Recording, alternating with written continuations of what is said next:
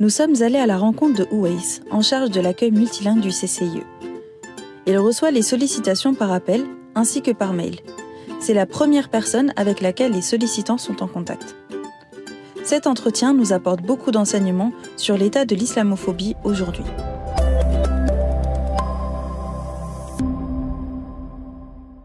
Uwais, quand avez-vous rejoint le CCIE? Dans quel service travaillez-vous et en quoi consiste-t-il? J'ai commencé à travailler pour le CCIE en janvier 2022.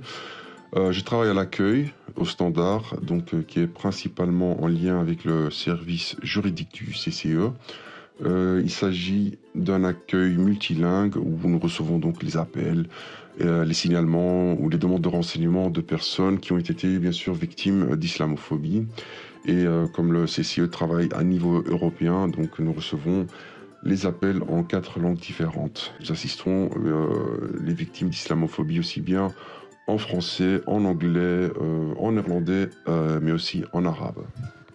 Quelle est votre journée type? Le standard est ouvert tous les jours de la semaine de 8h30 à 12h30.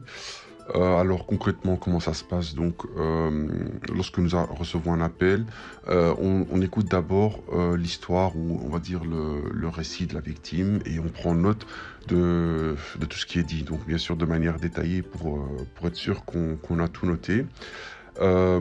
Après, en fait, toutes les informations sont introduites dans une base de données du CCIE. Et là, donc, on crée un dossier pour chaque signalement. Ensuite, ce dossier-là est transféré à un des juristes du CCIE qui va prendre contact, bien sûr, avec la victime en question pour, bien sûr, l'accompagner dans ses démarches futures. Alors là, bien sûr, il peut s'agir de simples conseils juridiques ou il peut y avoir un rappel à la loi auprès donc de l'instance qui a discriminé la victime par exemple. Et puis finalement, bien sûr, il y a certains dossiers qui sont aussi également transférés au service de communication du CCIE qui se charge alors de, on va dire, médiatiser certains actes d'islamophobie pour les faire connaître au grand public en fait. Le CCIE reçoit un grand nombre de sollicitations. En termes de statistiques et de chiffres, que pouvez-vous nous en dire? Nous recevons non seulement des sollicitations par téléphone, donc au standard, mais aussi via le site, donc le site du CCIE. Le nombre de signalements, on va dire, a quand même fortement augmenté durant le dernier mois ou le dernier mois et demi. Et on a constaté que ces signalements sont souvent en lien avec ce qui se passe un peu dans l'actualité. Vraiment, on voit que plus le discours de haine à l'égard des musulmans s'accroît dans les médias ou dans le monde politique, plus en fait nous recevons des signalements d'agression, de cas de discrimination ou d'appel à la haine.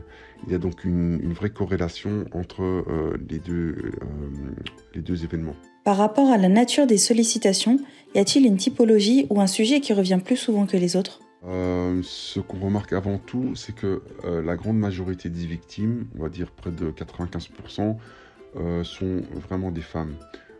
Il se peut qu'elles aient subi donc des agressions physiques ou verbales dans un lieu public ou une forme de discrimination donc à cause du port du voile.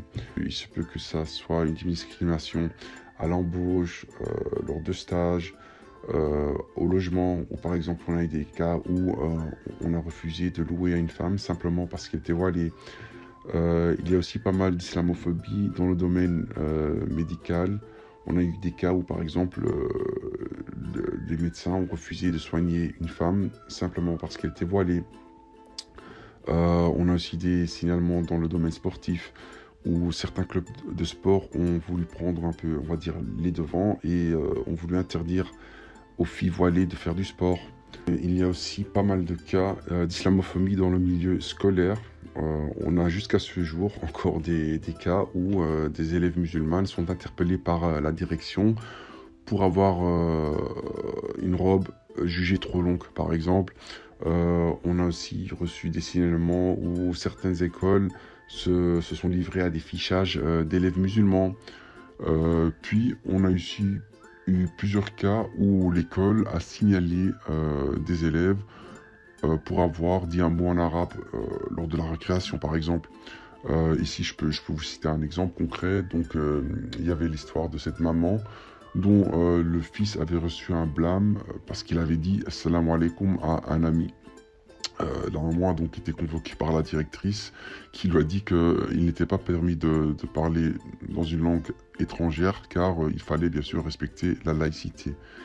Et la mère a alors rétorqué en disant que oui, mais si mon fils avait dit ciao par exemple, aurait-il aussi reçu le blâme? Et à ce moment-là, bien sûr, la directrice n'a pas pu répondre. Donc on voit que souvent, les personnes se cachent derrière la laïcité, ou plutôt derrière, on va dire, une compréhension tronquée de la laïcité. Et cela parce que, bien sûr, ils reproduisent inconsciemment le discours islamophobe qui est véhiculé par les médias et qu'ils entendent, bien sûr, sur les plateaux télévisés.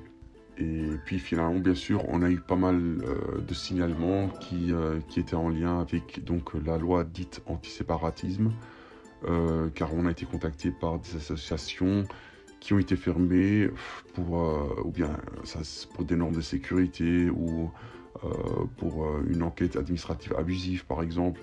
Voilà, donc là, il s'agissait surtout d'écoles musulmanes ou de clubs de sport qui étaient gérés par des musulmans. On a aussi reçu des signalements de personnes qui ont reçu des perquisitions non justifiées ou qui ont été faussement accusées de radicalisation. Et là, on voit que c'est vraiment le monde politique qui exerce une pression sur certaines instances pour agir de manière répressive envers des associations ou des personnes au sein de la communauté musulmane. Vous êtes la première personne à être en contact avec les réclamants. Dans quel état sont-ils lorsqu'ils vous contactent? Oui, alors donc, en ce qui concerne les appels téléphoniques, c'est très variable en fait. Parfois, il y a des jours où nous avons 5 ou 6 signalements en une seule matinée. Il y a d'autres jours où bien sûr c'est plus calme. Souvent, on remarque que les victimes sont en état de détresse et de désespoir, qui est bien sûr tout à fait compréhensible parce que elles viennent souvent de subir une agression islamophobe, que ce soit de manière physique ou verbale. On sent vraiment que les victimes apprécient l'aide donc qu'elles reçoivent auprès du CCE parce qu'elles se sentent enfin écoutées et assistées. On constate aussi qu'il y a donc vraiment cette nécessité pour les victimes d'être aidées et encadrées, car le plus grand problème en fait c'est que la plupart des victimes ne connaissent pas leurs droits et ignorent bien sûr qu'il y a des voies de recours ou qu'elles peuvent réagir de manière juridique face à l'acte islamophobe qu'elles ont subi. Et je crois que c'est aussi pour cela qu'on reçoit souvent des messages de remerciement de la part des victimes qui ont été assistées par le CCIA.